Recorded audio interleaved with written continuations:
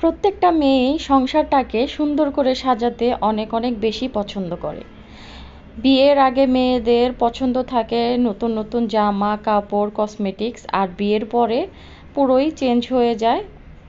যারা সংসারটাকে মনোযোগ দিয়ে করে তাদের তো মনে হয় যে সংসারকে সুন্দর করে সাজাতে পারলেই অনেক অনেক ভালো লাগে।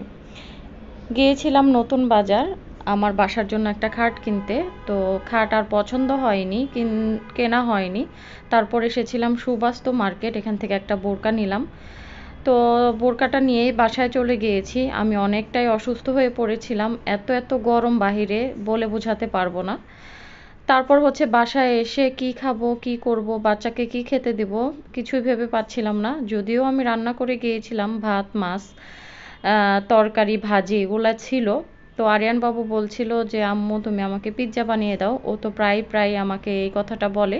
তো এই যে এইভাবে ঝটপট পিৎজা বানিয়ে দিলে আমার বাচ্চাটা খেতে পছন্দ করে। এখানে আমি টমেটো ক্যাপসিকাম আর চিজ দিয়ে দিলাম, তারপর টমেটো সস দিয়ে দিয়েছি, তার উপরে আর একটা আমি ফ্রোজেন যে পরোটা সেগুলোও দিয়ে দিলাম। তো এই যে তৈরি হয়ে গিয়েছে।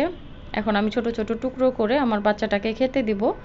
এইটা খেলে ওর পেটটাও ভরে যাবে আর টেনশন করতে হবে না। আর ওর বাবাকে ভাত দিয়ে দিব। আর একটা আমি হচ্ছে আমার নিজের জন্য বানাচ্ছি, সেটা হচ্ছে চুলায় আছে।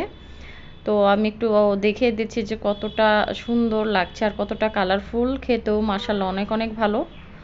তো এত এত গরম পড়েছে কি আর বলবো, প্রচুর প্রচুর গরম। ছোট বাচ্চা নিয়ে বাইরে গিয়েছিলাম, ওরও আজকে অনেক খারাপ লেগেছে।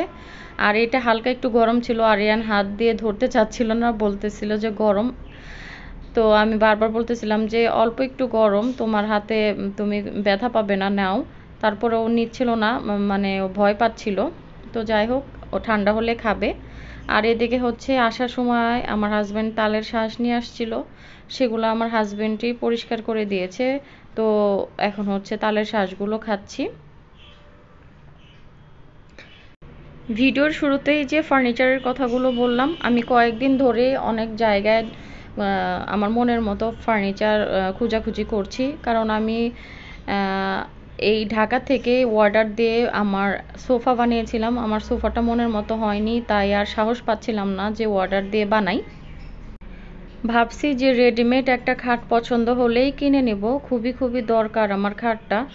তো যাই হোক, এতটা ইমার্জেন্সিও না আবার দরকারও, সব কিছু মিলে ভাবলাম যে যেহেতু এত টাকা দিয়ে জিনিস কিনবো একটু চিন্তা ভাবনা করেই কিনি। তো এই ছিল ছোট্ট একটি ভিডিও, আমার জন্য দোয়া করবেন। আজকের মতো এখানেই